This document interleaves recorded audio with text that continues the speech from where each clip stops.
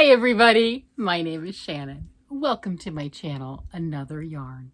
Thank you so much for joining me today. I greatly appreciate it. I am so sorry I have not been on the last couple days. I do apologize. I am fine. Exhausted, but I am absolutely fine. A lot has been going on that has nothing to do with the channel. You know, that life stuff that it's boring for other people to listen to, but I'm okay. And let's see, today, oh my gosh, I got home from work and I laid down to take a nap and I just got up in time for bed. No joke. This is my bedtime. But I wanted to pop on and show you what I've been doing and what I'm up to. Earlier in the week, I had my brioche class. This particular class was where we got to pick out what is our pattern going to be. You know, I showed you earlier that I was working on some of the stitches and I kind of made a little bit of a baby hat, you know, just I turned my swatch into a baby hat. I didn't want to just pull it all out, right? I did something with it, but we were going to pick out what is our project.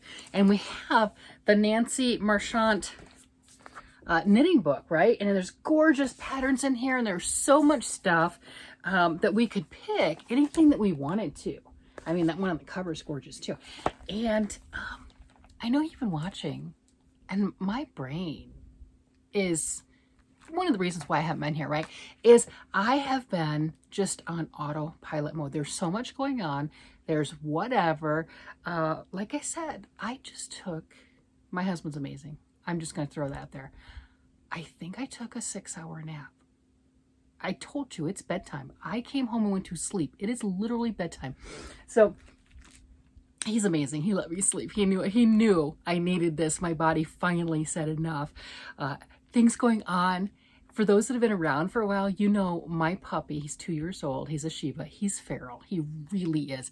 And he's been getting me up. I got up at midnight. Last night it was 3 o'clock in the morning. I couldn't go back to sleep.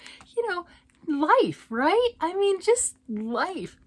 So my friend who's in the class with me, she's been looking at all sorts of brioche patterns. I was trying to find some too. I was looking on Ravelry and other sources that, you know, I still wanted to do a brioche pattern. I still wanted to do something that would be fun, but maybe not as complicated, maybe not as large, not, you know, something that I could handle.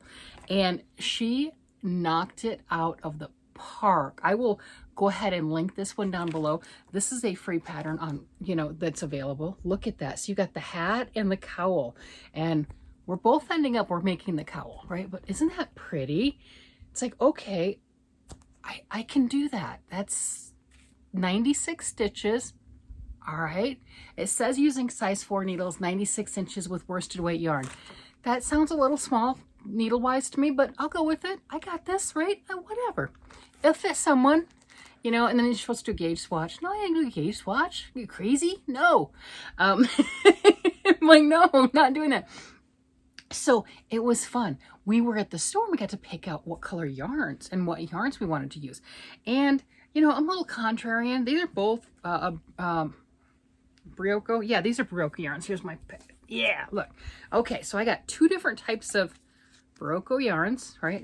I got Ario, right? That type of a yarn. And that is a DK weight. So this is, yeah, it's, what is that? Look at that. I don't know how to say that name. I don't know how to say that. But my first time using this one, it's a DK weight, 335 yards, 100 grams. All right, I can do that. And it's 100% superwash merino wool. That is this one. Already wound up for me. Isn't that gorgeous? Look at that.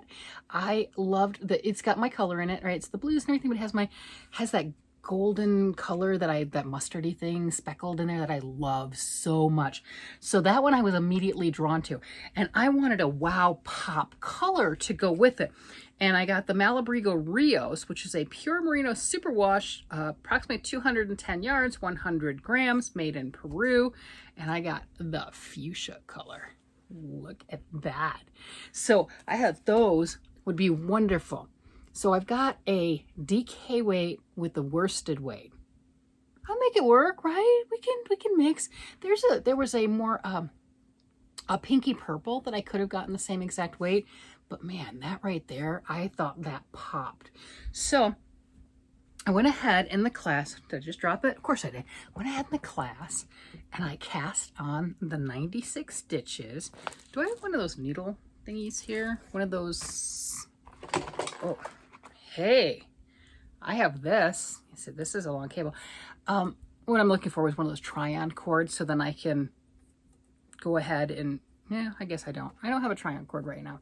I wanted to spread it out. So I started this with that pink and that beautiful colorway. I'm trying to untangle it. Look at that. Okay, so that pink pops. So the pink is a larger, the pink is the worsted, and the other color's the DK, and it pops. And here's the back side right there. I love that with that pink. So I got the beginning part, my pattern. So the beginning part right here, you can see it's just that straight up and down, you know, just the ribbing, right? I'm doing ribbing, brioche ribbing. There you go. So I got that. And then I started with this, doing the cable-y part. And evidently, I did not read the pattern appropriately. So I've got a bunch that I have to rip out because that can't be saved. For those that saw me, I'll save something if I can be saved. And I'll definitely rip out if it can't. This is one that can't. So I started here.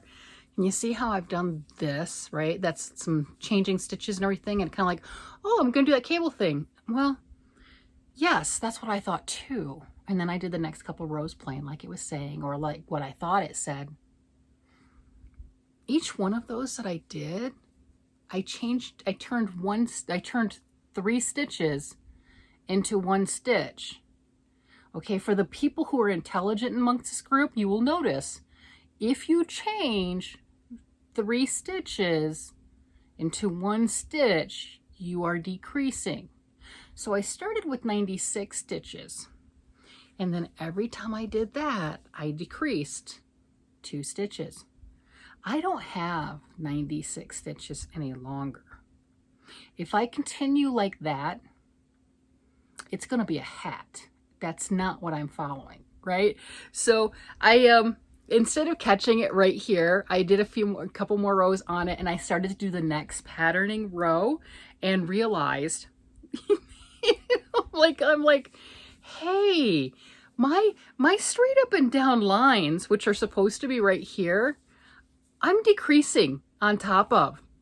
That doesn't look like the pattern. So I'm getting smaller and smaller. So I've got to pull out 4 or 5 rounds. It's okay. It's practice. But that is totally fine.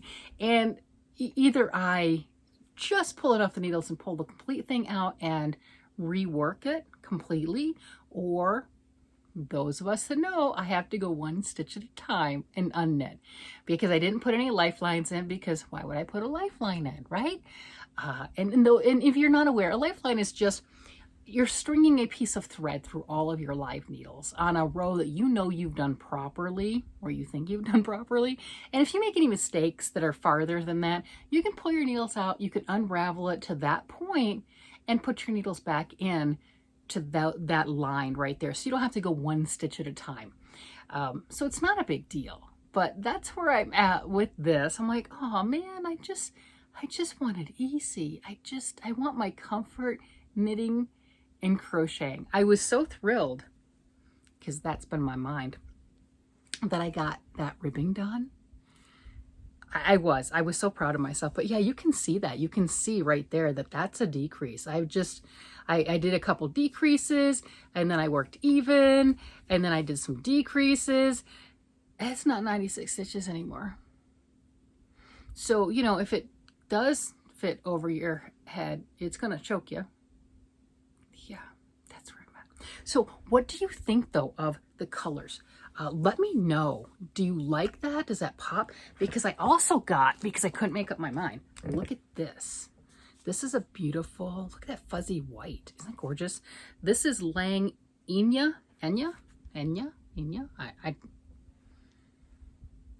Lang something. It's pretty. There, it's pretty. And this is a 63% alpaca, 37% polyamide nylon, and I got it to go with this. I thought that would really pop. It would be very nice. It would be stately. This is gorgeous. And then having that fuzzy halo white, I thought that would be really nice.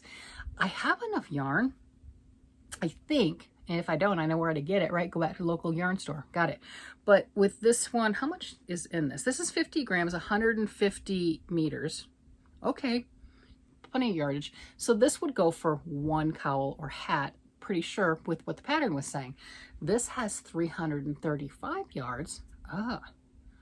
I could do, and that was my deciding factor. So I could do one like this with the pink and the blue, and I could, if I wanted to go back and do one like this, either a hat or a cowl, because I couldn't make up my mind. They were just so pretty. This is refined to me.